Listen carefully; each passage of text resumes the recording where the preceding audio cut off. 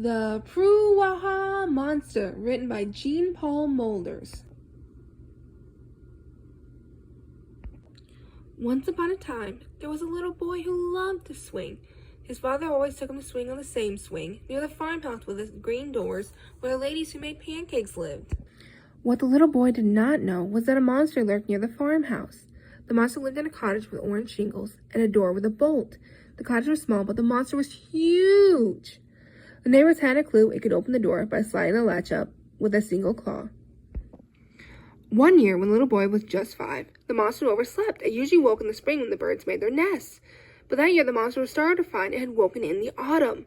There was already a chill in the air, and it was very hungry. Carefully pushing open the door of its little cottage, the monster poked out its dirty snout and let out a snort. A puff of smoke escaped from between the monster's teeth. It smelled of sprouts and old slippers. The monster said, "I can smell children." And there was only one thing the monster liked to eat. It did not like cookies. It did not like licorice. It did not like chocolate. It did not like jawbreakers. It did not even like spaghetti and meatballs. The only thing the monster liked to eat was little children. The monster thought they were delicious.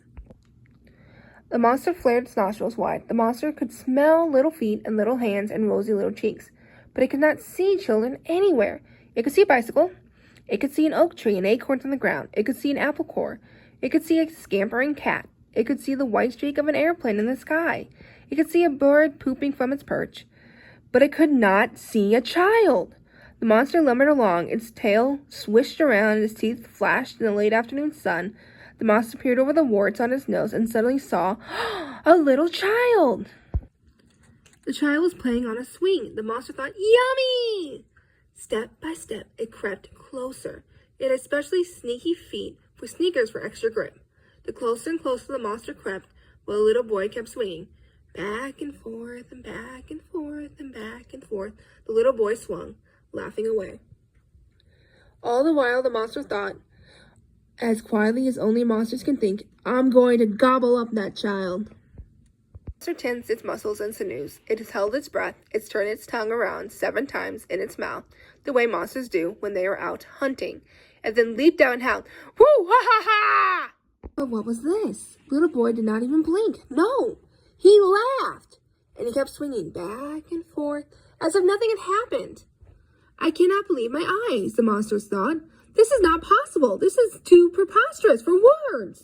But the monster was stubborn. "I must be out of practice," it growled. "I will try again." It hissed like a steam iron. It rolled its eyes. With every ounce of strength it had in its body, it bashed its tail on the ground and roared, "Whoo, ha, ha, ha!" Spit smelling of cauliflower and sweaty socks dribbled from its mouth. But still, the little boy did not jump in fright. He kept laughing even harder this time.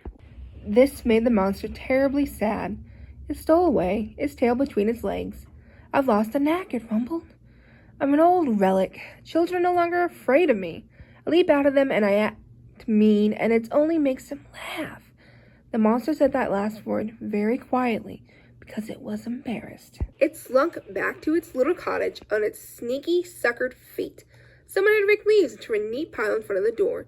The monster tried some. The leaves tasted dirty and crunched between its teeth, but the monster kept eating because it was ravenous. It dipped the leaves into a mud and nettle sauce. When all of its stomachs were full, the monster went inside. It put its hand in its paws and had a good grumble. Then the monster fell asleep and dreamed of little children who were still afraid of old-fashioned monsters. No one knows whether the Pruwahaha Monster woke up again the following spring.